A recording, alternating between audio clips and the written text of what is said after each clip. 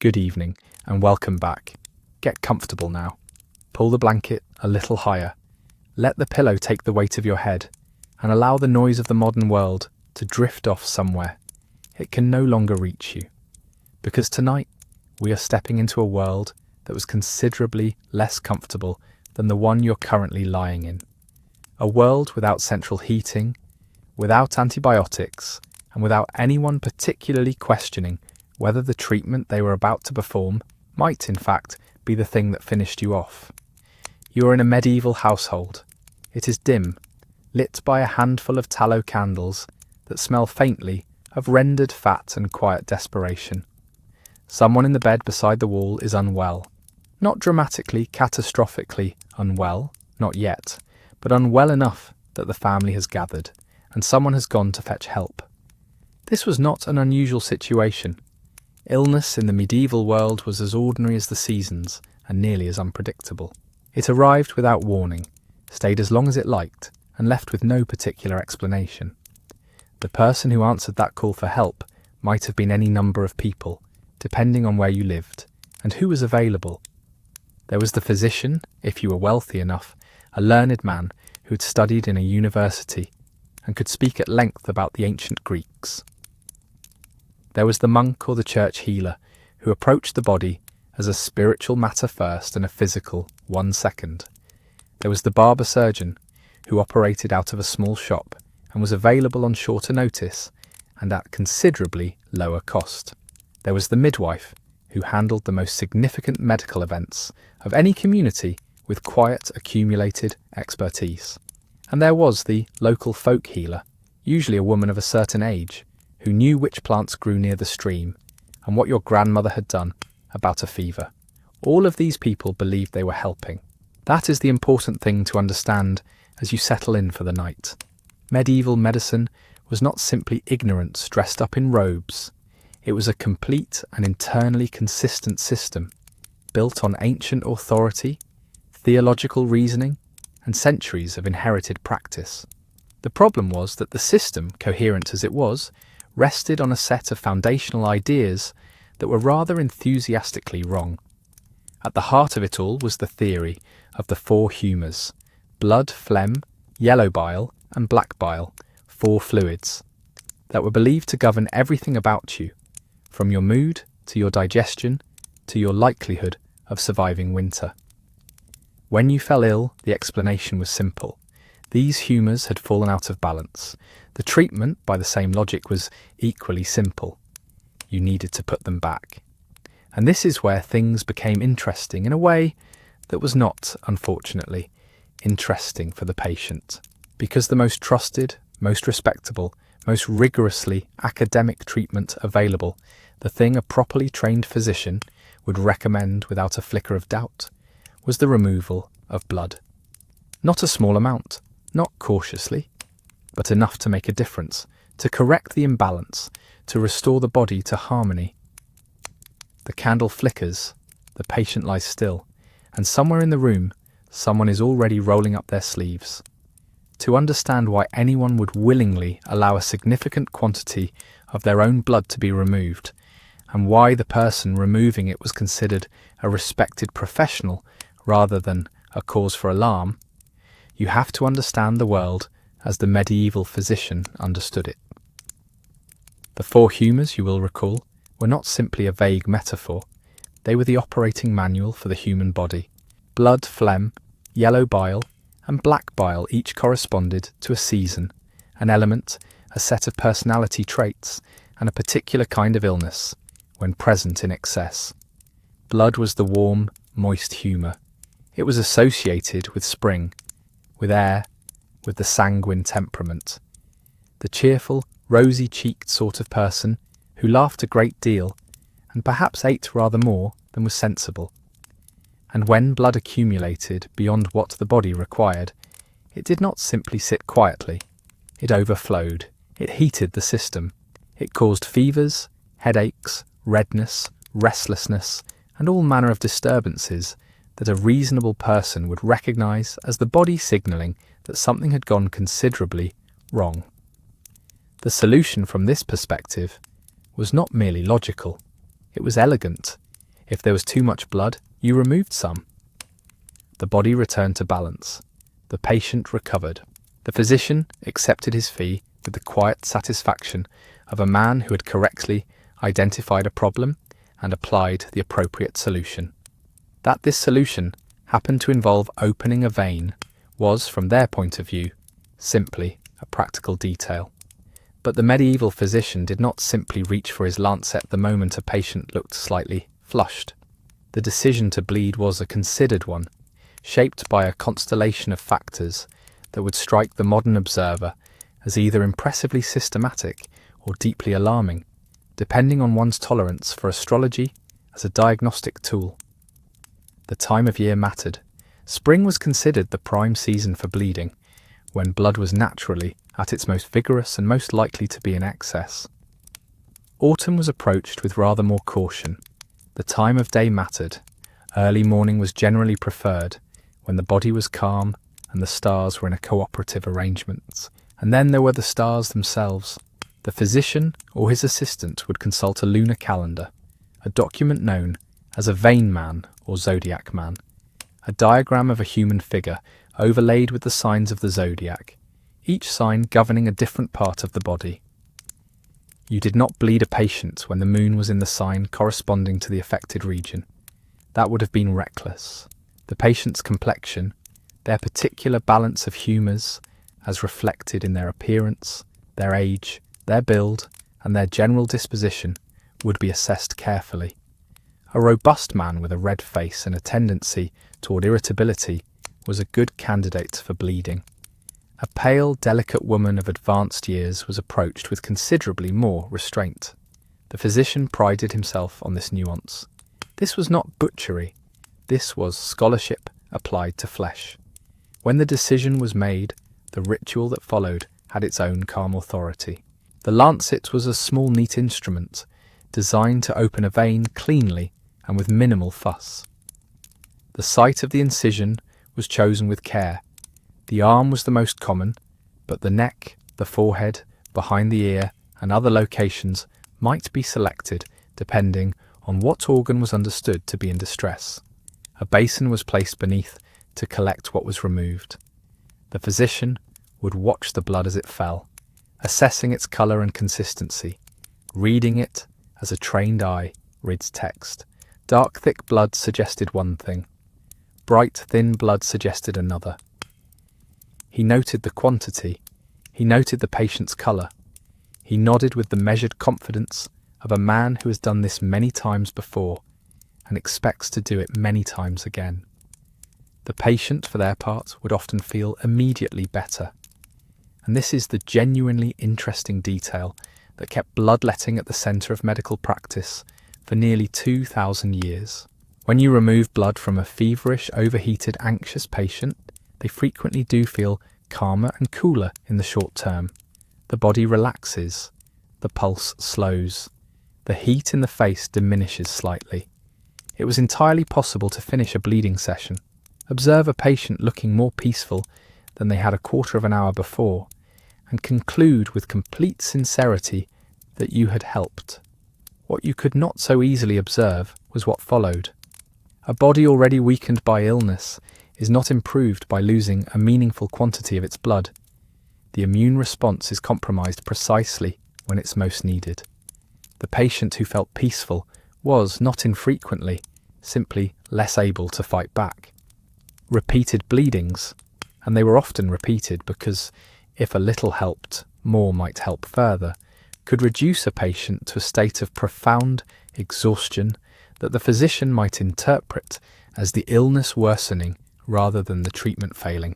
This was the quiet tragedy buried inside an entirely coherent system.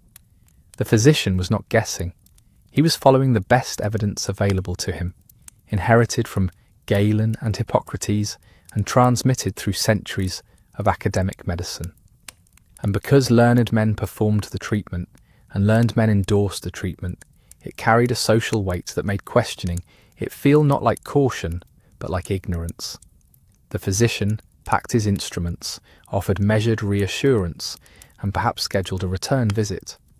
And if the bleeding had not produced the improvement one might have hoped for, If the patient remained feverish, remained unwell, remained stubbornly full of whatever excess the body was apparently still harbouring, then the physician had further options available to him. The blood was one avenue out of the body. It was not, as the patient was about to discover, the only one. There was, however, a version of blood removal that appeared at first glance considerably less alarming than a man with a lancet and a basin. A version that was quieter, more patient, and carried with it a kind of natural authority.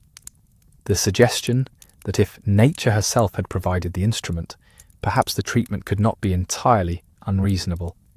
The instrument, of course, was the leech, Hirudo medicinalis, to give it its properly dignified Latin name, is a small aquatic worm equipped with 3 jaws and a talent for attaching itself to living skin with an enthusiasm that would be impressive in something less unsettling. It had been in use as a medical tool since at least the time of ancient Egypt, possibly earlier, and by the medieval period it had accumulated something that bloodletting via lancet occasionally struggled to claim, a reputation for gentleness. The physician with his blade was a craftsman, applying skill and steel. The leech was simply doing what it had always done. There was, in some circles, a certain reassuring naturalness to the whole arrangement. Leeches were gathered from ponds, streams, and slow-moving waters across Europe, typically by individuals wading in shallow water and allowing the leeches to attach to their legs, which you may consider either a dedicated or deeply disagreeable way to make a living. They were stored in jars of water or damp moss, kept cool and delivered to apothecaries and physicians who maintained their stocks with the same practical attention a cook might give to keeping herbs fresh. A healthy leech was a working leech. It needed to be kept clean, kept alive, and kept hungry, because a leech that had already fed was a leech of no immediate professional use. When the physician determined that a patient required the leech treatment, the process was arranged with quiet ceremony. The chosen site of application was cleaned and, in some cases, lightly scored or rubbed with blood or cream to encourage the leech to attach more readily, because even nature's own instrument occasionally required a degree of persuasion. The leech was then placed against the skin and left to find its footing. What happened next, and this is the moment that rewards a certain meditative calm, is that you felt almost nothing. The leech's saliva contained a natural anaesthetic as well as an anticoagulant, which meant that the bite was largely painless, and the blood, once flowing, continued to flow without clotting. From the patient's perspective, a small creature had been placed upon their arm, and then very little seemed to be happening, except that the creature was quietly and methodically filling itself with something that belonged, arguably, to you.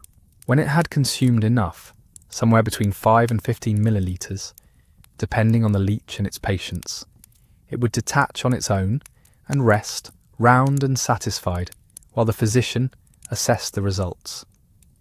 Multiple leeches might be applied at once, positioned with some care depending on which organ was in need of relief.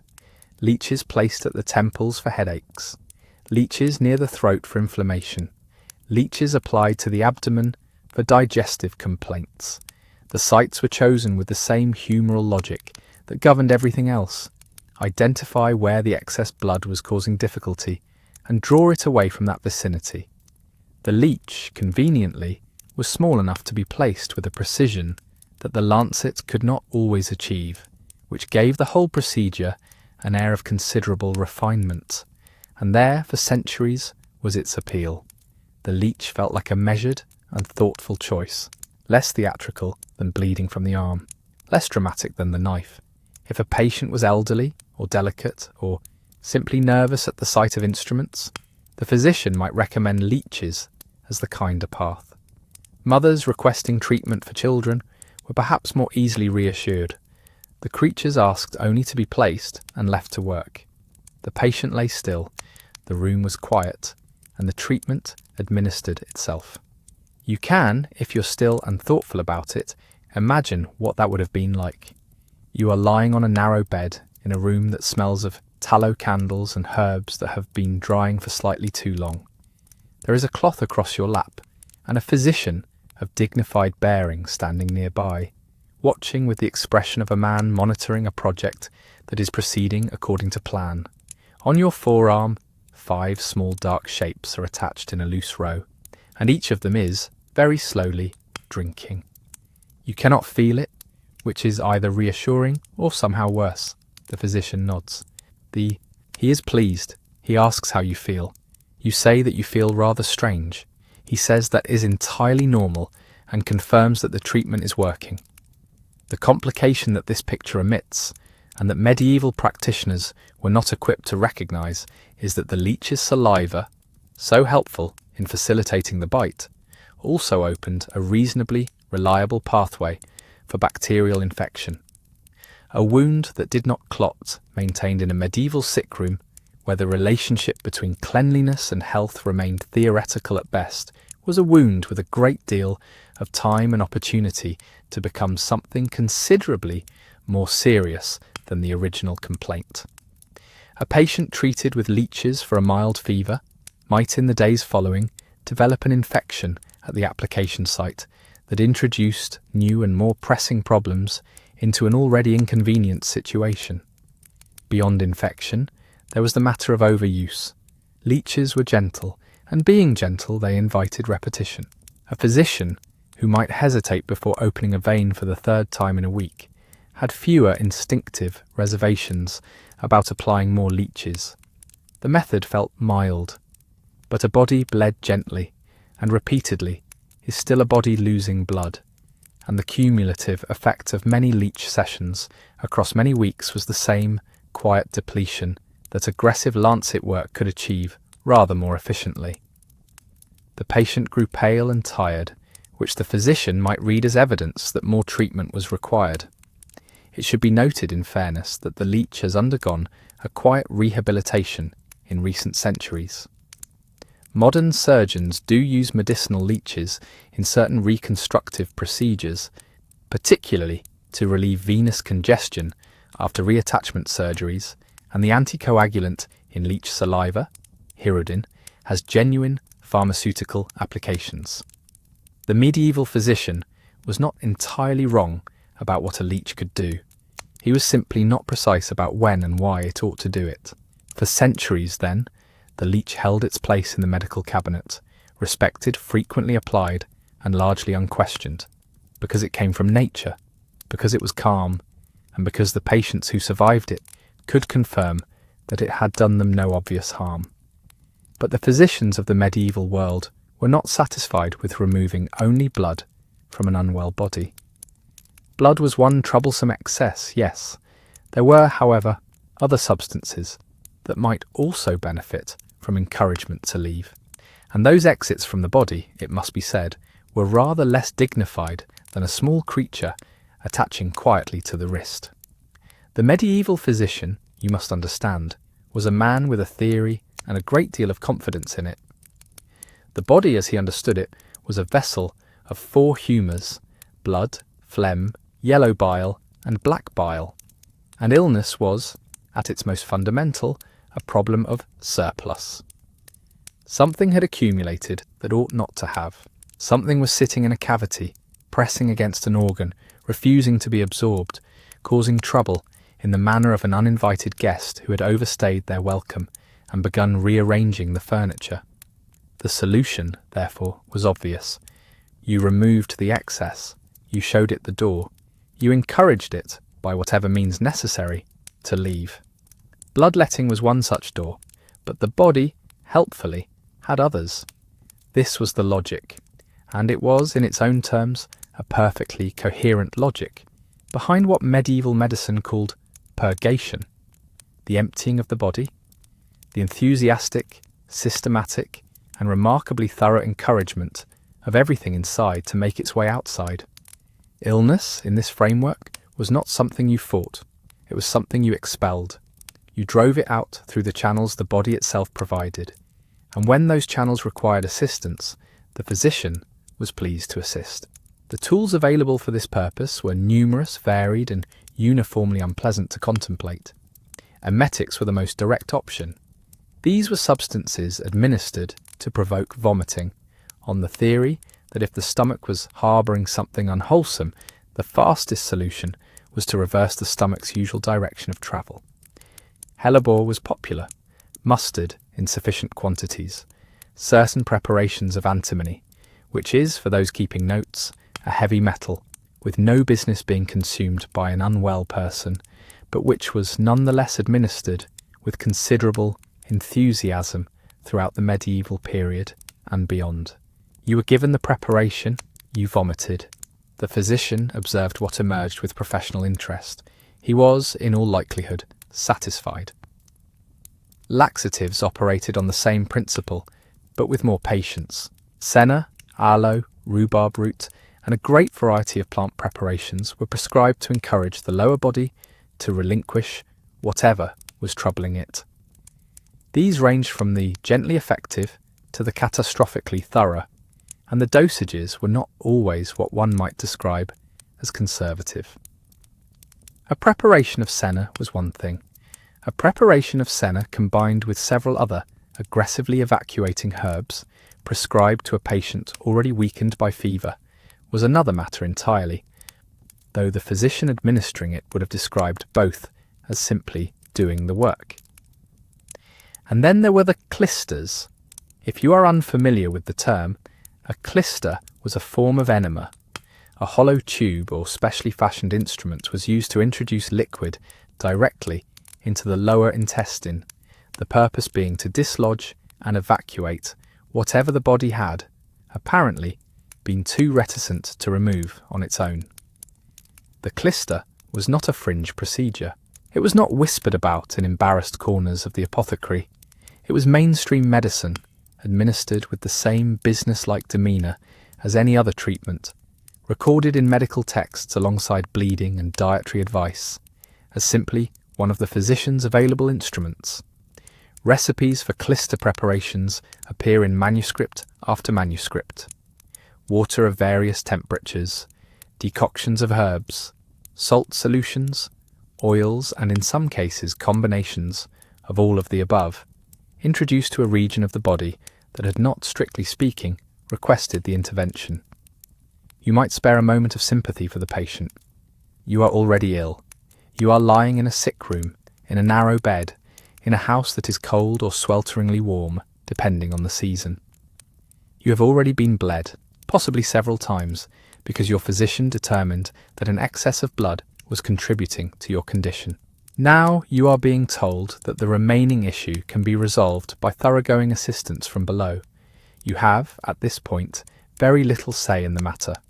The physician is confident. The household is grateful that something is being done. You are frankly exhausted. And exhaustion, it must be said, was an entirely predictable outcome of these procedures. Because the great irony of medieval purging was that in their enthusiasm to cleanse the body of excess, they frequently stripped the body of precisely what it needed. Dehydration followed aggressive purging as a matter of simple mechanics. A patient who had vomited repeatedly, purged extensively, and sweated freely in a room kept deliberately warm, because sweating was itself considered a valid expulsive route for bad humours, was a patient whose body had been reduced by the treatment in ways that were measurable, visible, and genuinely dangerous. They grew weak, their pulse became rapid and faint, their skin lost its normal colour and texture. The physician, observing these symptoms, often concluded that the illness was persisting and that more treatment was warranted. There is a particular kind of theoretical confidence that is impervious to contradictory evidence, and medieval purging had it in abundance. When a patient improved after treatment, this confirmed that the method worked. When a patient worsened, this suggested the disease had been more stubborn than expected, and that perhaps the next round of purgation ought to be more vigorous. When a patient died, it was generally understood that the illness had been more severe than even the treatment could overcome. The framework was sealed. The theory could not be wrong, because every outcome was, somehow, consistent with it. What makes this particularly striking is that the practitioners believed in it completely. This was not cynicism. It was not a performance of care for paying customers, though the fees were real enough. The physicians and apothecaries and household healers who administered these treatments did so because they genuinely believed the body needed to be emptied, and that in emptying it they were giving it the chance to restore itself. The model was clean in the way that symmetrical things often are. Excess causes illness. Remove the excess. The body returns to balance. It had the satisfying neatness of a sum that comes out even, and the fact that the patient was meanwhile curled on their side in a state of comprehensive misery was understood as simply the necessary discomfort of the cure.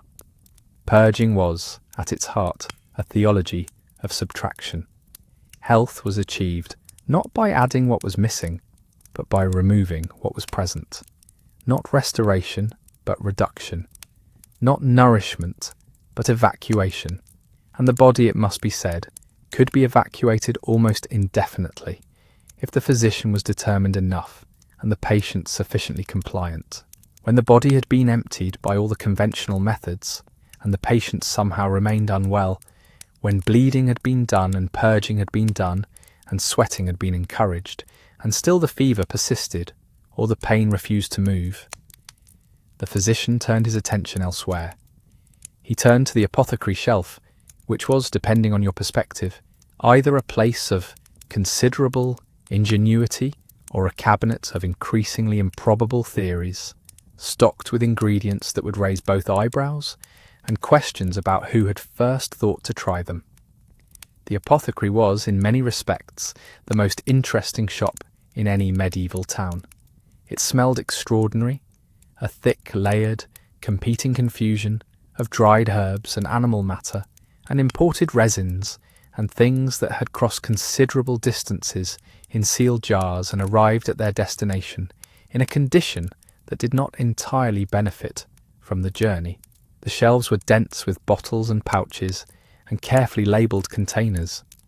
The apothecary himself was a man of learning, of commerce, and of a particular kind of theatrical confidence that the situation rather required, because what he was selling, in many cases, was not so much medicine as the idea of medicine, and the idea needed to be presented convincingly. To understand the apothecary's shelf, you must first understand the logic that filled it. Medieval medicine drew its authority from ancient texts, Galen, Dioscorides, Avicenna, and those texts had been copied and recopied and annotated across centuries until their contents carried the weight of near scripture. If an ancient authority had written that a particular substance possessed a particular virtue, that was very nearly sufficient. The text had survived. The knowledge had been preserved. Who was anyone to question it now? And so the shelf was stocked not merely according to what worked, but according to what was written, what was rare, what was symbolically appropriate, and what carried the kind of impressive provenance that a worried patient found reassuring. Rarity was particularly important. The more difficult a substance was to obtain, the more powerful it was assumed to be. This was not entirely irrational. Distance implied effort. Effort implied value. And in a world without standardized pharmacology, the logic that a thing which costs more must do more had a certain rough plausibility. And so the apothecary stocked substances that had travelled from Egypt, from Persia, from the furthest edges of the known world, not only because those places were exotic, but because that exoticism was itself considered medicinal. Something that had come from so far away and survived the journey was clearly a substance of considerable character. Theriac was among the most celebrated of these preparations. It was a compound remedy with roots in ancient Rome, a mixture of dozens of ingredients, sometimes over 60, that had been blended together into a paste or syrup claimed to counter virtually any poison and treat a comprehensive list of ailments. The recipe was long. The preparation was elaborate. The aging process in some formulations took years. And the prestige of Theriac was enormous. It was sold at significant cost prescribed by serious physicians, and accepted by patients as a genuinely powerful intervention. Whether it did very much of use is a question that the historical record handles with characteristic medieval silence. But it tasted complex and had excellent references, and in medicine, that combination has carried considerable weight across many centuries. Then there was mummy. Not the wrapping itself, but the actual substance of preserved human remains, imported from Egypt and ground into powder or dissolved into preparations and administered to the living as a treatment for a variety of conditions, including internal bleeding, bruising, and certain fevers. This practice was not fringe. It was not the province of alarming charlatans working out of shadowy doorways. It appeared in mainstream medical texts and was dispensed by respectable apothecaries who kept it on the shelf alongside the herbs and the imported resins. The reasoning, such as it was, had to do with ancient preservation. A body that had survived intact for centuries must contain some principle of endurance that could be transferred to the patient consuming it. It was, in its own terms, a kind of logic. It was also, by any modern measure, both ineffective and increasingly concerning to contemplate at any length. Powdered precious and semi-precious stones were similarly popular.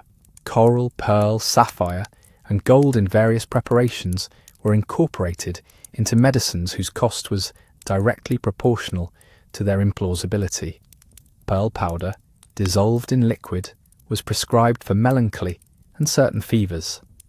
Powdered bezoar stones, calcified deposits found in the digestive systems of various animals, particularly goats, were considered among the most powerful antidotes to poison available, and were sold at extraordinary prices to patients who had the means to afford them. The bezoar stone was particularly interesting because it had one genuine property. In some cases, and with some poisons, it may have had a very minor absorptive effect. This was probably not sufficient to justify the price, but it was sufficient to sustain the reputation, and the reputation was, commercially speaking, doing most of the work. The difficulty with the apothecary's shelf was not only that many of its remedies were ineffective, it was that some were actively harmful. Preparations containing mercury, lead, and antimony were administered for a range of conditions with a confidence that was, in retrospect, disconcerting. Heavy metals accumulate in the body. They cause damage of a specific and non-metaphorical kind. A patient who survived the illness for which mercury was prescribed might find themselves dealing with the consequences of the mercury for some time afterward, which the physician would likely interpret as evidence that the original illness had left residual effects requiring further treatment. And then there was the matter of what the preparations actually contained. The apothecary was supposed to source his ingredients correctly, but the supply chains of the medieval world were long and complicated and not especially regulated. Expensive imported substances were frequently adulterated, diluted with cheaper materials, substituted with plausible-looking alternatives, or simply mislabeled somewhere between origin and destination. A patient paying for genuine saffron might receive something adjacent to saffron. A patient purchasing powdered unicorn horn, which was in great demand for its supposed antidotal properties, and was generally, in practice, powdered narwhal tusk, or rhinoceros horn, or occasionally something rather less distinguished, was purchasing a remedy whose effectiveness rested entirely on a theory and a commercial arrangement that benefited everyone except the patient. It would be easy and rather unkind to laugh at all of this, but the patients who sought out these remedies were not foolish people. They were people who were ill, or who watched someone they loved grow ill, and who turned to the systems of knowledge available to them with the same desperation and hope that drives people toward medicine in any century. The apothecary represented expertise, tradition, authority, and the possibility of relief. That the expertise was imperfect, the tradition sometimes harmful, and the relief inconsistent was not something anyone advertised on the label, The patient believed because there was comfort in believing, and because the alternative, accepting that nothing could be done, was in many cases simply too much to bear. The bottles and powders and complicated syrups were, in the end, one expression of a medical culture that dealt in symbols as much as in chemistry. The ingredients were chosen not only for what they might do, but for what they meant, their rarity, their age, their distance, their strangeness, the accumulated authority of those who had recommended them before. Medicine, at this level, was a kind of persuasion, a negotiation between the body and the idea of treatment. But for some conditions, persuasion was not considered sufficient. For some problems, the apothecary's most elaborate syrup was simply inadequate to the situation. Some things required not a preparation from a bottle, but a steadier hand, a sharper instrument, and a rather more direct relationship with the patient than even the most enthusiastic apothecary typically maintained. For those cases, you needed someone with a different set of tools entirely, and perhaps, if you were fortunate, a clean razor. The man you are about to meet occupies a peculiar position in the medieval world. He is not quite a physician. Physicians were learned men, university-trained, steeped in Latin and philosophy, and the careful reading of ancient texts. He is not quite a craftsman either, though he works with his hands and keeps a shop and charges by the job. He exists somewhere in the middle, in a space that the medieval world created quite naturally, by noticing that the same set of skills required to shave a man's face were, with modest adjustment, applicable to rather more involved operations. He is the barber surgeon, and if you were a person of ordinary means in medieval Europe, who found yourself in need of something cut, drained, extracted, or cauterized, he was very likely the person you visited. His shop announced itself before you arrived. The iconic striped pole, red for blood, white for bandages, some historians will add a third colour for the barber work proper, stood outside the door, and inside you would find an environment that occupied a curious middle ground between the familiar and the alarming. There was a chair of the sort you might sit in for a shave. There were shelves, not entirely unlike the apothecary's, holding preparations and bandages and the various materials of his trade. And there were instruments. And here the shop began to distinguish itself rather forcefully from the ordinary grooming establishment. Alongside the razors were lancets. Alongside the combs were probes and forceps, and cauteries of iron that sat in the fire when required and could be applied to wounds with a swift, unhesitating efficiency that the patient, with respect, did not always fully appreciate in the moment. The barber surgeon dealt in the immediate and the physical. Wounds that needed cleaning and closing, abscesses that had grown to a size that the body clearly could not manage on its own and required some direct assistance. Teeth, an area we shall return to presently in its own right, because medieval dentistry is a subject that deserves dedicated attention. Amputations, when infection had progressed beyond the point where any other conversation was productive. Bloodletting, which he performed alongside the physician but with rather less theoretical ceremony and rather more practical frequency. The barber surgeon was, in the most honest description, a man who dealt with the body's more urgent and concrete failures. The matter of pain is worth dwelling on, because it shaped every interaction the barber surgeon had with his patients, and because the solutions available were, to put the matter diplomatically, limited. There was wine, consumed in advance in quantities that varied according to the procedure ahead, and the patient's personal philosophy. There were preparations involving opium or mandrake or henbane, plants with genuine sedative properties that had been known since antiquity and were used with a confidence that somewhat outpaced the precision with which they could be administered. The dosing of such things was approximate at best. The line between sufficient sedation and a quantity that created its own medical emergency was not always clearly marked. And so, in the absence of reliable anaesthesia, the barber surgeon operated under a premium that seems remarkable to modern sensibilities but was at the time simply a professional standard: speed. A fast barber surgeon was a better barber surgeon.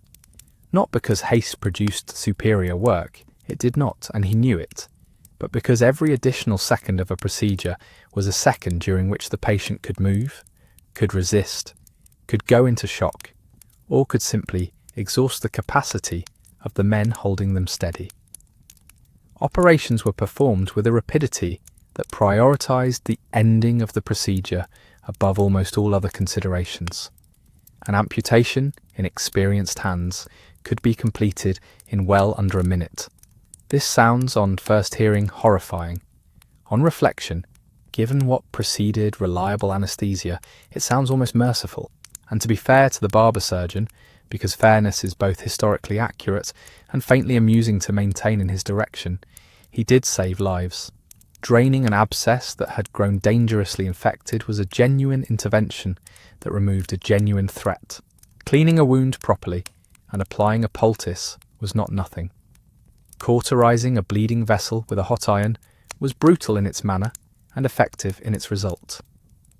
The barber surgeon worked in a world without antibiotics, without sterile instruments, without any understanding of germ theory, and yet people survived his ministrations at rates that suggest he was doing something right, or at least something less catastrophically wrong than it might appear from a modern vantage point. What he was also doing, with some regularity, was creating new problems in the process of solving existing ones. Instruments were not sterilized in the modern sense. The concept of sterilization as a response to microbial contamination did not yet exist. They were wiped. They were occasionally washed. They were passed between patients with the brisk efficiency of a man working through a busy afternoon. The cautery iron, which sealed wounds by burning them, was effective at stopping bleeding, but introduced its own opportunities for infection and tissue damage. Amputations that successfully removed a gangrenous limb could be followed by infections at the wound site that were, in their way, as lethal as the original problem. The barber surgeon operated in a world where the cure and the complication arrived together, and distinguishing between them was a matter of waiting to see what happened next. There is something almost affectionate about the figure of the barber surgeon once you spend enough time with him. He was, by all accounts, a practical man without the physician's theoretical grandeur, doing difficult work in difficult conditions with the tools and knowledge available to him, which were imperfect but not nothing, and he occupied his peculiar position in the medical hierarchy, below the learned physician, above the travelling quack, with a straightforward competence that the historical record occasionally rewards, with a kind of grudging respect. He could trim your beard, cut your hair, shave your neck, drain the abscess on your left shoulder, and, if the morning went badly for both of you, remove your arm before luncheon. The diversity of his skill set was, by any measure, impressive.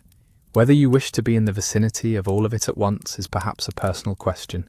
He was, in the end, the face of practical medieval medicine for ordinary people, skilled in the work of cutting and draining and closing, limited by the knowledge available and operating always on the boundary between intervention and inadvertent consequence.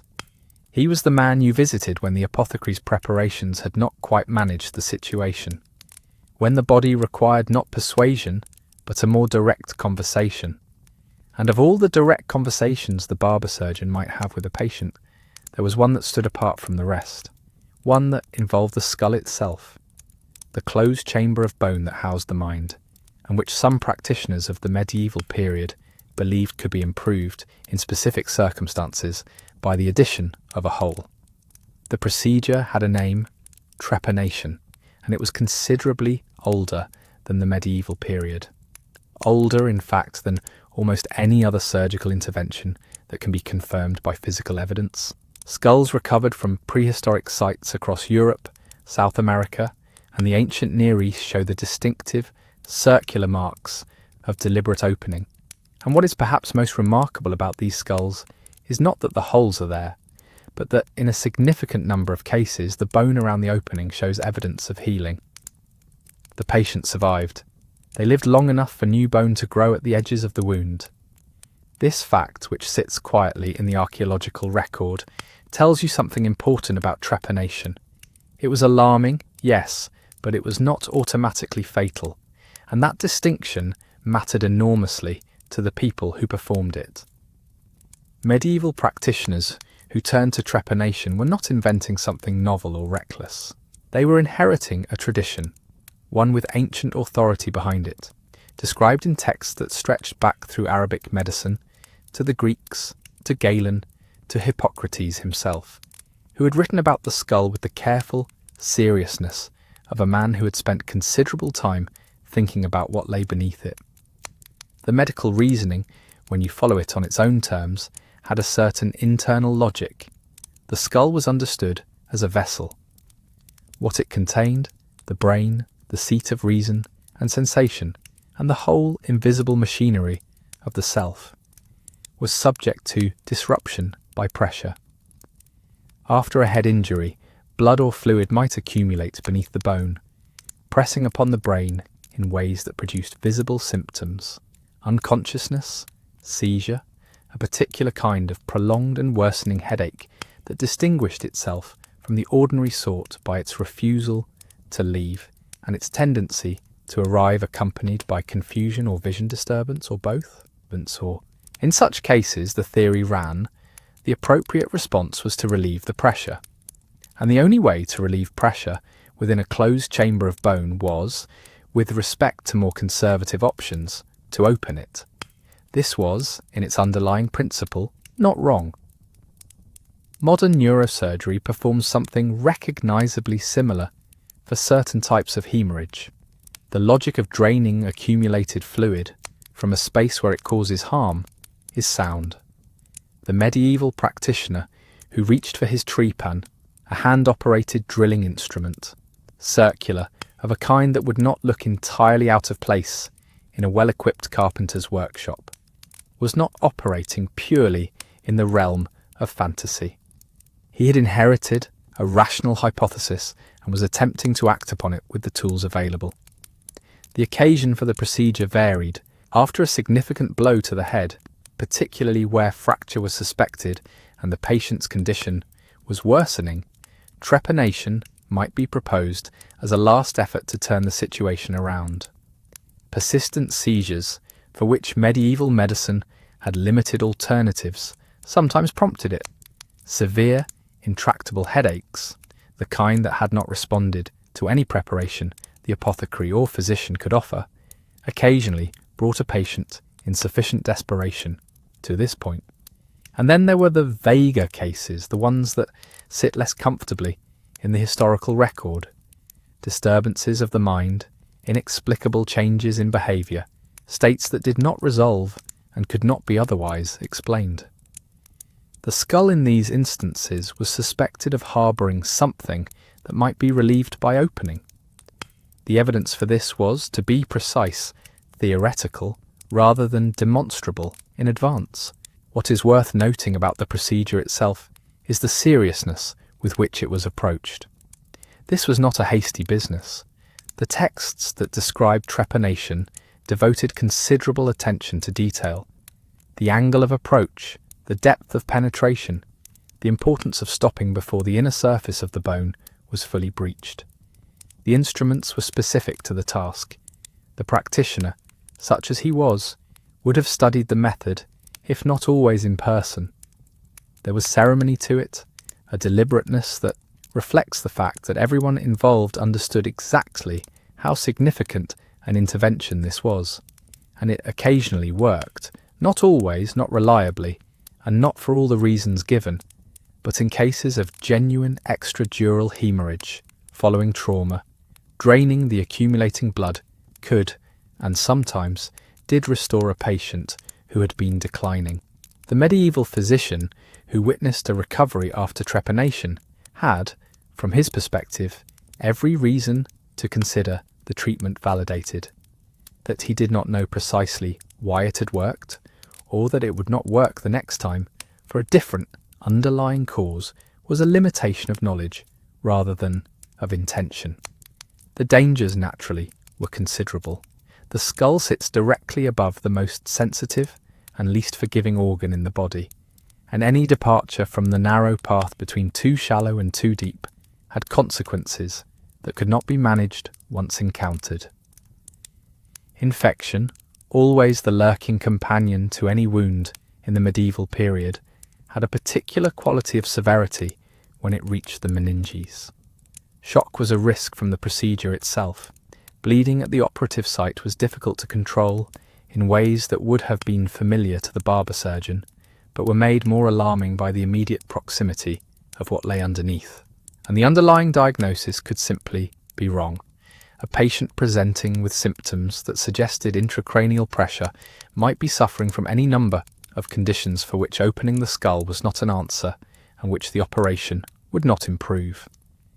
In such cases, the cure arrived at with such care and ceremony would not cure anything, and the patient would face all of the risks of the intervention with none of its benefits. There is something quietly extraordinary about standing with the medieval practitioner at this particular moment. The drill in hand, the patient as still as sedation or exhaustion or the sheer gravity of the situation could make them. The skull before them representing both the frontier of their competence and the absolute limit of what the medicine of their age could achieve.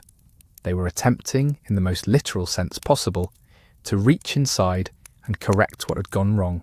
That the attempt so often failed does not entirely diminish the reaching. Trepanation occupied a specific and narrow corner of medieval medical practice, invoked when other measures had been exhausted, when the stakes were high enough to justify the undertaking, and when the practitioner had sufficient training and sufficient courage to proceed. It was medicine at the edge of what was understood, performed on the organ that was understood at least of all. But not every painful part of the medieval body sat so quietly and philosophically as the skull. Some demanded attention in a rather more immediate and considerably louder fashion. The mouth, for instance, had developed its own particular suite of miseries, and its own practitioners willing, for a modest fee, to address them by the most direct means available. Imagine, if you will, that you wake one morning in the medieval period and something is wrong with a tooth. Not dramatically wrong, not yet, just a low persistent suggestion of wrongness, a dull ache that sits quietly at the back of your jaw and announces itself most clearly when you eat or drink anything particularly cold or hot or sweet or firm or soft or indeed at all. You ignore it for a day because that is what people do. You ignore it for several days, and then one morning the dull suggestion becomes a declaration, and the declaration becomes something that occupies the entire side of your face and makes it quite impossible to think about anything else with any useful degree of concentration. In the medieval world, this was not an unusual situation.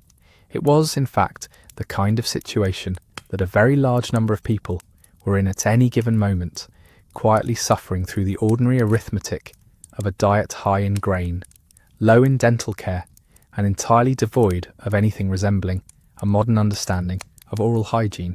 Toothache was not a minor inconvenience.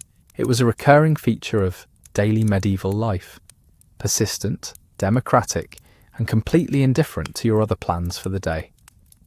Medieval thinkers had explanations for what was happening inside the aching tooth, and those explanations had their own kind of coherence, even if they would cause a modern dentist to pause and set down their instruments for a moment. The most popular theory, inherited from ancient sources and repeated with considerable conviction through the medieval period, was the worm. A tiny creature, invisible to the eye, was understood to live inside the tooth and to be responsible, through its restless gnawing, for the pain you were experiencing. This was not considered a particularly exotic idea. It fit neatly into a broader understanding of disease as something that entered the body from outside, something that inhabited and disrupted rather than something that grew from imbalance within. Other explanations ran alongside it: humoral corruption, an excess of cold and damp settling in the jaw, a local decay of vital spirits. But the worm had a satisfying specificity that made it compelling. You could almost hear the thing. Treatment, naturally, followed from diagnosis. If a worm was responsible, then the worm needed to be addressed. One popular approach involved smoke, specifically the smoke of henbane seeds, burned and directed toward the afflicted tooth through a small funnel or pipe, on the theory that the warmth and the vapour would persuade the worm to vacate the premises. Henbane, it is worth noting, contains compounds with genuine analgesic properties, so the treatment was not entirely without effect, even if the mechanism proposed for that effect was somewhat fanciful. The worm itself, on those occasions when patients or practitioners claimed to observe it emerging, was in all probability a small fragment of dental pulp or nerve tissue, which was a perfectly understandable misidentification given the circumstances. Herbal remedies were applied directly to the tooth. Cloves, which contain eugenol, a legitimate anaesthetic agent still found in certain dental preparations today. Oil of oregano, preparations of willow bark, poultices of various plants with numbing or cooling properties. Some of these worked, after a fashion, in the sense that they reduced the sensation temporarily to something survivable. None of them addressed the underlying cause in any lasting way, which meant that the relief was often short, the tooth continued its decline, and the whole process began again. When the tooth reached a point beyond remedy, it needed to come out, and this is where the experience of medieval dental care becomes something that occupies a particular place in the imagination. Not quite comic, not quite horrific, but somewhere in the uncomfortable territory between the two. Extraction was performed by a range of practitioners. A physician of any standing considered it beneath his dignity and referred it accordingly. The barber surgeon would oblige. A travelling tooth drawer, operating at markets and fairs with a professional flair and a collection of instruments that suggested confidence, would oblige even more readily. And in the absence of either, whoever was available with a steady hand and a firm grip would do what they could. The instruments of extraction were forceps of various designs, levers intended to loosen the tooth before removal, and in more challenging cases, tools that might be described charitably as pelicans, curved devices that hooked over the crown and used a fulcrum against the gum to lever the tooth from its socket. In skilled hands, these were functional enough. In unskilled hands, they had a tendency to produce outcomes that extended beyond the tooth in question, occasionally removing portions of jaw, splitting the root in ways that left fragments requiring separate and increasingly uncomfortable retrieval, or, in cases that appear in the historical record, with just enough frequency to be instructive. Breaking the tooth entirely and setting the whole process back to a considerably worse starting position. Cautery was also employed, particularly where extraction was judged too difficult or where the pain was thought to arise from the root rather than the whole tooth. A heated instrument applied directly to the offending site would, in theory, destroy the source of the pain. In practice, it achieved a result that could be described as resolving one problem by introducing several others simultaneously and rather forcefully. Patients who had entered the encounter in considerable discomfort frequently left it in rather more, with the quiet consolation that the new discomfort was at least of a more predictable variety. What strikes you, sitting with this history in the stillness of the evening, is not that medieval dental care was barbaric. It was, by modern standards, limited in ways that are difficult to fully appreciate without a toothache of your own to lend the subject proper weight. What strikes you is that people endured it. They sought out the tooth drawer at the market with their jaws swollen and their nerves raw, knowing roughly what was coming, and they sat down anyway, because the alternative was to continue as they were, and the tooth was not improving on its own. There is a certain grim resolve in that calculation, which feels very human indeed. The tooth drawer, at least, was addressing something local, something contained, something that, however unpleasant the treatment, occupied a definable space in the body and could in principle be dealt with and concluded. The toothache, for all its misery, did not spread through the village overnight. It did not arrive on the wind. It did not empty towns or close the roads or drive entire populations to the kind of theological reckoning that made ordinary medicine look wholly beside the point.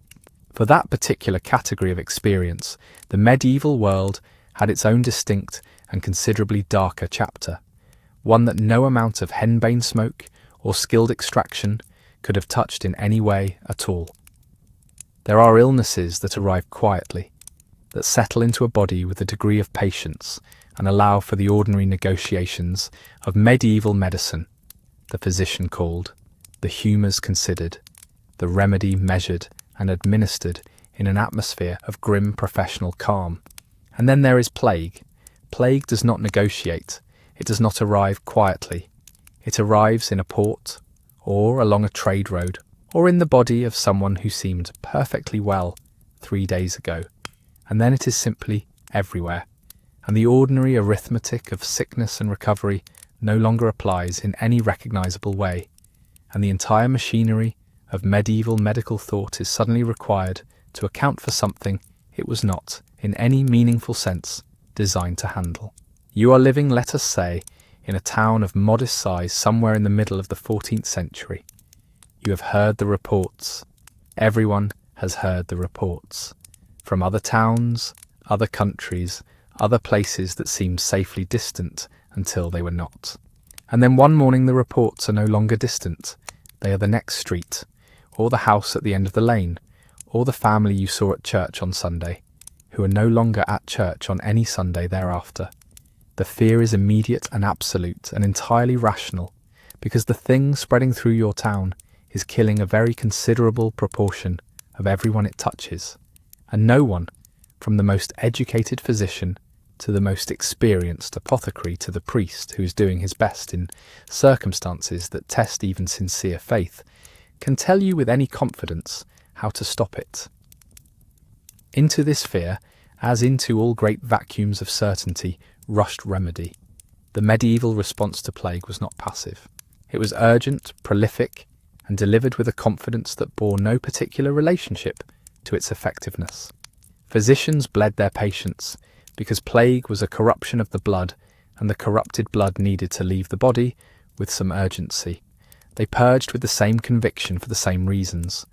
What was inside the body needed to be removed before it did further damage, and the fact that the purging itself left the patient weakened, dehydrated, and considerably less able to resist anything at all was understood as an acceptable cost of the intervention. It was, by this point in our evening together, a familiar pattern. Fumigation was applied with genuine enthusiasm. Fires were lit in the streets, aromatic woods were burned in the sick room. Strong-smelling substances, sulphur, vinegar, resin, various herbs with pungent qualities, were heated, inhaled, applied to surfaces, or carried on the person in small containers that could be held beneath the nose in crowds. The theory, coherent enough given what was understood at the time, was that the disease moved through corrupted air, miasma, and that air could be corrected by the application of other, more powerful smells. The posies of flowers carried through plague-stricken streets were not decorative. They were medical. They were the air filtration system of the 14th century, and people held them to their faces and breathed through them with the same focused intention as any modern patient using equipment rather more reliably engineered. Theriacs were prepared. These were complex compound remedies, some containing dozens of ingredients, assembled according to ancient formulae that had been passed down through centuries of medical tradition and that carried with them the considerable authority of age. Physicians adjusted and refined these preparations, argued about the correct proportions, debated which ingredients were essential and which merely supplementary. Patients received them with something between hope and desperation. The theriac for plague might contain, depending on the practitioner and the period, viper flesh, Armenian clay, various resins, spices, herbs of particular theoretical virtue, and any number of other substances gathered at significant expense and combined with ritual care. The confidence invested in these preparations was very great. Their effect on plague mortality was, to speak plainly, not measurable by any method that would satisfy a modern researcher. What is striking, sitting with the history of plague medicine in the quiet of the evening, is not that people got it wrong. Given what they knew, which was that disease arose from imbalance and corruption, that the air carried illness, that the body could be regulated through intervention, they responded with perfect internal consistency. The logic was sound, the premises were not. And that particular mismatch between confidence and outcome is one of the more poignant features of medieval epidemic medicine. Physicians stood at bedsides and applied their full professional knowledge with complete sincerity and watched their patients die anyway, and then revised the treatment slightly, and watched more patients die and continued, because continuing was the only available alternative to giving up entirely, and that was not in the professional vocabulary. Not everything was useless. Buried within the panic and the theriacs and the fumigation fires were responses that had the right instinct, even if the reasoning behind them was imperfect. Quarantine, the isolation of the sick and those who had been near them, the restriction of movement, the closing of ports and roads, worked in ways that no amount of posies or purging could. Cities that implemented strict quarantine measures early fared better than those that did not. And while the physicians of the period did not always understand precisely why isolation helped, the civic authorities who ordered it were, in practical terms, doing something closer to the right thing than most of what was happening in the sick rooms. The Venetians, in particular, developed quarantine systems of some sophistication, holding ships at anchor for 40 days before allowing their crews ashore, a period which gave the world the word quarantine and which represented, however imperfectly understood, a genuine intervention against the mechanics of contagion. But the cures, the remedies, the urgent and sincere applications of medical knowledge to bodies already failing, these deepened the fear rather than easing it, because they demonstrated, with each unsuccessful case, that the plague was beyond the reach of the tools available. When everything the physician did failed, what remained was the theological interpretation, that this was punishment or trial or the movement of the heavens, or something so far beyond ordinary medicine that ordinary medicine had no role to play at all, and that interpretation, in its own way, opened doors to other kinds of response, that the physician, however confident, could not have closed. Plague arrived in public and moved through crowds and altered the shape of entire societies. The fear it generated was correspondingly vast, correspondingly loud, correspondingly hard to contain. The next kind of danger we turn to now was smaller in scale, quieter in its context, and in its own way no less perilous. It arrived not in a port or along a road, but in a room, usually upstairs, usually attended by women, usually in the small hours of the morning, when the rest of the house was still and the outcome was entirely uncertain. The room is prepared with considerable care. The windows are covered, or sometimes sealed, because the air outside, that persistent villain of medieval medicine, was thought to be an unwelcome guest at moments of vulnerability. The fire is built up. The linens are arranged. The women of the household and the neighbourhood have gathered, because this is, in the medieval understanding of such things, a women's matter entirely, and the men of the house are elsewhere, presumably contemplating something less immediately alarming. At the centre of this quiet, serious, candle-lit gathering is the midwife, and she is the most important person in the room by a considerable distance. You should understand something about the medieval midwife before we proceed, because history has not always been entirely fair to her. She was not, in most cases, a figure of ignorance or superstition, wandering through the dark with a handful of herbs and a confident expression. She was a practitioner of genuine accumulated knowledge. She had attended many births. She had learned from the women who taught her, who had learned from the women who taught them, and this chain of transmitted experience went back through generations in a way that carried real practical wisdom, alongside the elements that a modern observer might find more questionable. She knew how to position a labouring woman. She knew how to manage the mechanics of a straightforward delivery. She knew which complications were within her management, and critically, which were not. That last kind of knowledge, knowing the limits of what you can do, is rarer and more valuable than it might appear.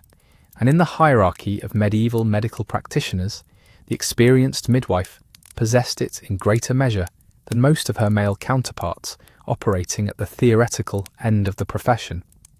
Her remedies were a mixture of the practical and the devotional, assembled without any particular sense of contradiction between the two.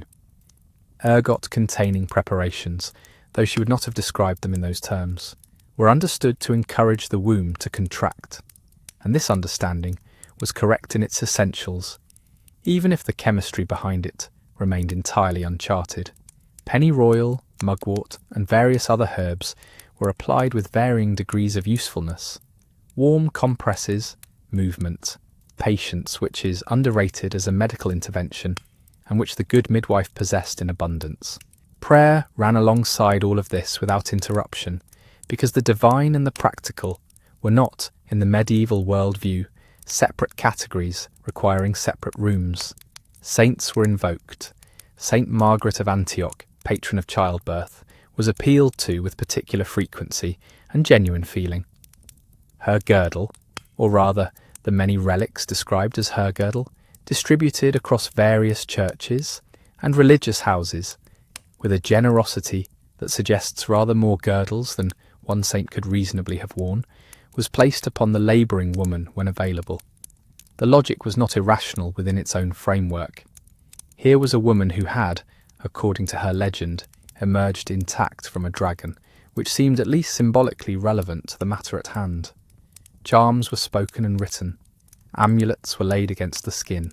The boundary between medicine and ritual was not a boundary anyone in that room would have recognised, because in a world where the outcome of every birth was genuinely uncertain and the mechanisms of that uncertainty were not well understood, every available form of help was simply help, and you took all of it.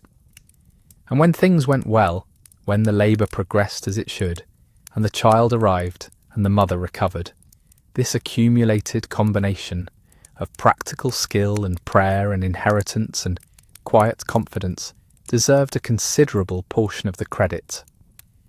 Many women survived childbirth in the medieval period, and many babies arrived safely, and the midwife's steady presence and genuine expertise were central to those outcomes in ways that deserve acknowledgement rather than condescension. The difficulty arose, as difficulties so often do in this particular survey of medieval medicine, when things did not go well: a prolonged labour, a child presenting in the wrong position, a hemorrhage that arrived suddenly and moved faster than anything the midwife's remedies could address. Here, at the edge of what accumulated experience could manage, the response branched in two directions, and the directions were not equally useful. One direction was the continued application of practical knowledge, careful manual intervention to reposition a child, decisions made quickly and based on real observation rather than theory. This required nerve and skill and the willingness to act decisively on what was actually happening in the room, and the competent midwife had all of these things. The other direction was panic dressed up in various costumes. The more extreme herbal preparations given in doses that crossed the line from therapeutic to hazardous, or the arrival of outside authority in the form of the male physician, summoned when things had already gone wrong and arriving with his humoral theory and his Latin education and his rather more limited practical experience of the specific situation he had just entered. The physician's approach to a difficult birth was filtered through exactly the same theoretical framework that governed everything else in medieval medicine. The womb was a humoral organ, subject to humoral imbalance. Bloodletting might be indicated. Purgatives might be considered. The temperature of the patient's constitution was relevant. None of this framework was well suited to the urgent physical realities of a complicated delivery, and the interventions it suggested were, in several cases, precisely the wrong interventions at the wrong moment. The introduction of instruments, when it occurred, was intended to resolve crises that the midwife could not, and sometimes did, and sometimes resolved them in ways that were more damaging than the crisis itself. This is not said with any pleasure. It is simply what happened when theoretical confidence encountered practical complexity without adequate tools or understanding to bridge the gap. What the birthing room reveals, sitting with it in the quiet of the evening, is the particular texture of medieval medical limitation. Not uniform incompetence. The midwife's practical knowledge was real, and it saved real lives, and it should not be dismissed simply because it arrived alongside saints' girdles and spoken charms. But knowledge that worked well within its boundaries became hazardous at the edges, where theory took over from observation, and confidence continued long after the evidence for confidence had quietly left the room. Every difficult birth was a negotiation between what was understood and what was actually happening, and when those two things diverged widely, the woman in the room bore the consequence. It is worth pausing for a moment here, before we continue, to acknowledge simply that childbirth was one of the defining dangers of medieval life, that women approached it knowing this, and that the courage required to enter that prepared and candlelit room was not small. The remedies arrayed around it, the herbs and the prayers, and the inherited wisdom and the saints' intercession were not absurd. They were everything available. They were the full measure of what medicine could offer. If childbirth revealed the limits of medieval medicine in the body, in its most urgent and physical dimensions, then what we turn to next revealed something deeper still. Because the body, at least, was visible, its workings could be observed, argued over, theorized about. The mind was another matter entirely, and the remedies applied to it were stranger, more various, and in some ways considerably more revealing of just how uncertain everything really was. And so we arrive at the mind, or rather, we arrive at the place where the medieval world tried to find the mind, which turned out to be a rather more contested address than anyone fully anticipated. Mental distress, what we might now describe with carefully chosen clinical language as depression, anxiety, psychosis, grief disorders, or any number of other recognized conditions, existed in the medieval period in precisely the same proportions. It has always existed among human beings. People were sad beyond the reach of ordinary sadness. People heard and saw things that others did not. People lost the thread of their own thoughts in ways they could not explain and could not escape. This was not unusual. What was unusual, if you were approaching the subject from the vantage point of the present, was the extraordinary confidence with which medieval society assigned causes to these experiences. The confidence itself was rather impressive. The causes assigned were, on occasion, significantly less so.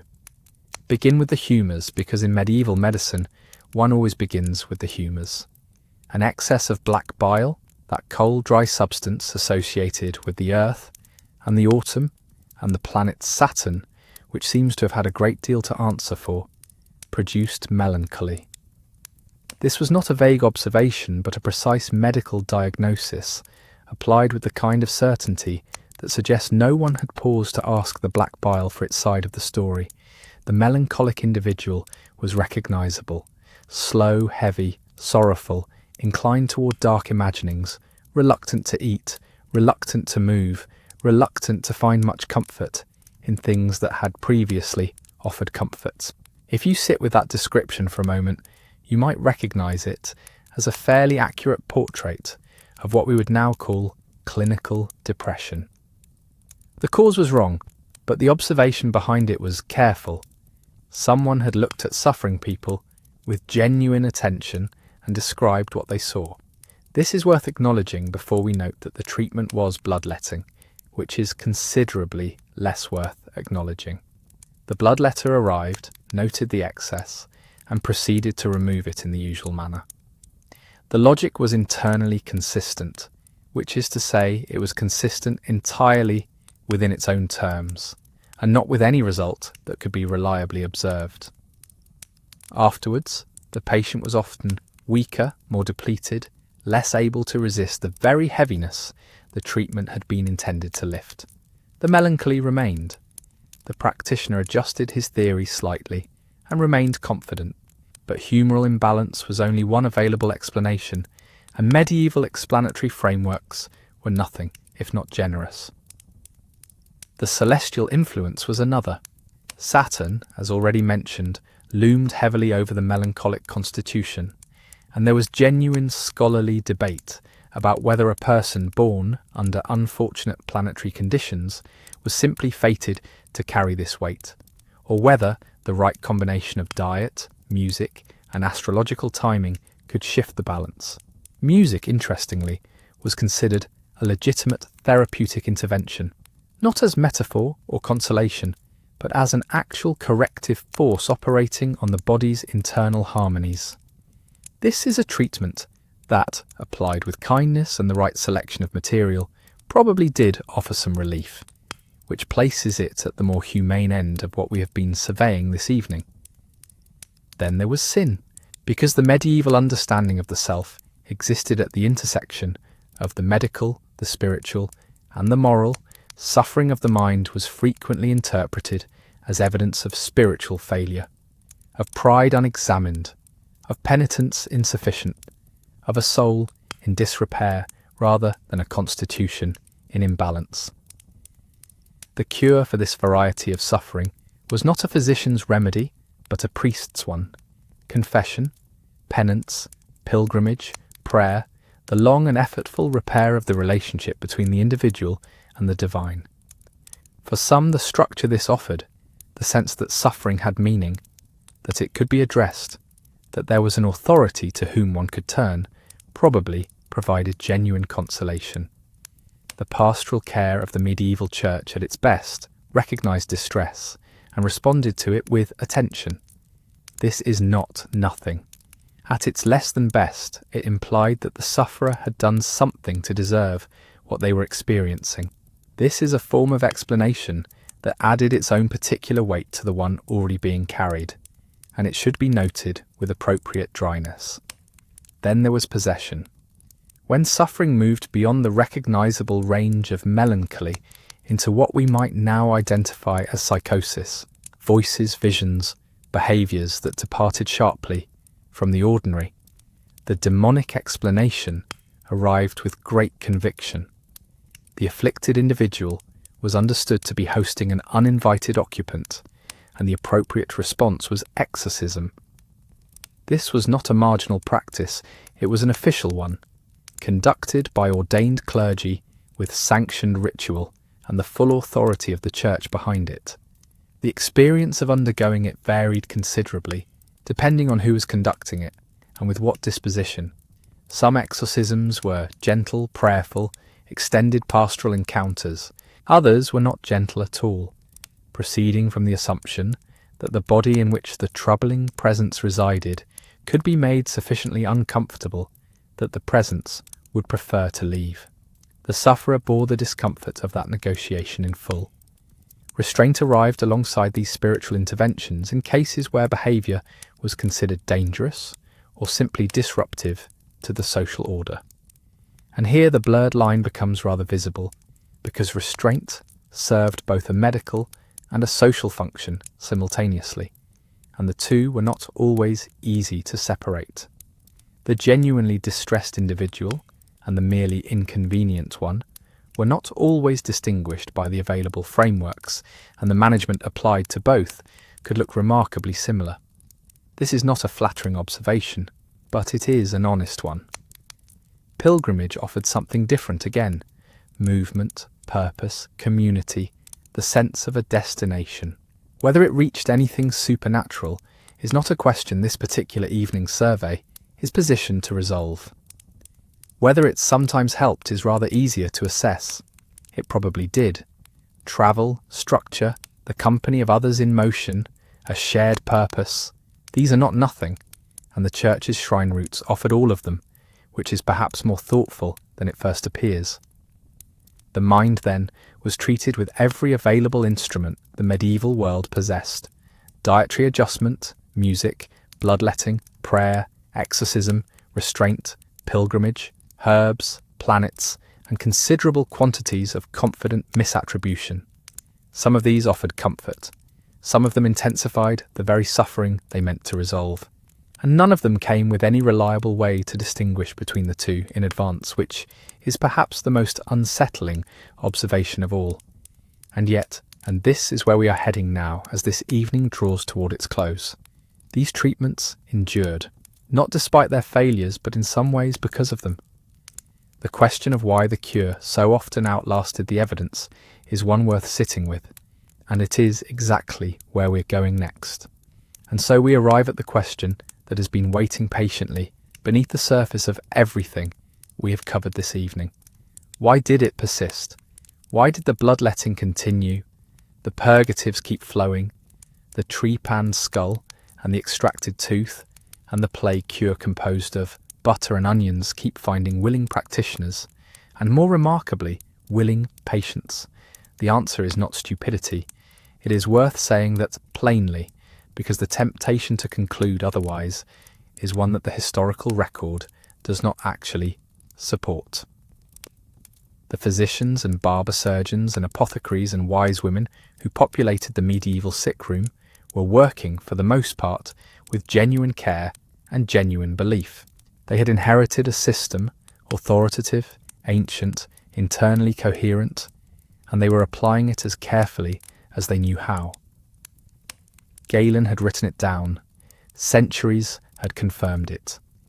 The alternative to treatment was helpless, waiting in a room with a person you loved while something you did not understand took them from you. And helpless waiting is an extraordinarily difficult thing to choose when action is available. Even the wrong action carries the shape of hope. This is not a medieval failing, it is a human one. The system also had the considerable advantage of being unfalsifiable in practice. When a patient recovered, the treatment had worked. When a patient worsened, the disease had been stronger, or the treatment had been applied too late, or the planetary influences had been unfavourable, or the patient's constitution had been more depleted than it appeared. The framework accommodated every outcome, without requiring revision. This is not unique to medieval medicine. It is what happens when certainty arrives before evidence, and it is considerably more dangerous than ordinary ignorance, because ordinary ignorance knows it does not know. Certainty does not have that particular safeguard. Not every practitioner was wrong about everything. This too is worth acknowledging. The careful observation buried inside humoral theory produced accurate portraits of real conditions. The herbal remedies dispensed by apothecaries contained on occasion compounds that did precisely what was claimed. The pastoral care offered to the mentally distressed provided, at its best, something genuinely useful. The medieval sickroom was not staffed entirely by confident incompetents. It was staffed by people attempting to do something difficult without the tools to do it properly, which is a situation that produces a rather broader range of outcomes than pure failure. The irony that lingers as this evening draws toward its close is a quiet one. The most dangerous practitioners were not the most ignorant. They were the most certain. The hesitant, the observant, the ones who adjusted their approach when the patient did not improve, they caused less harm. The ones who pressed forward with complete conviction, undisturbed by evidence to the contrary, caused considerably more. And so the medieval sickroom settles back into its candlelight. The physician's bag is latched. The fire has burned low. The patient lies still under their blanket, breathing slowly in the dark. The treatments were wrong, the certainty was misplaced, and the care in its way was genuine. Sleep well.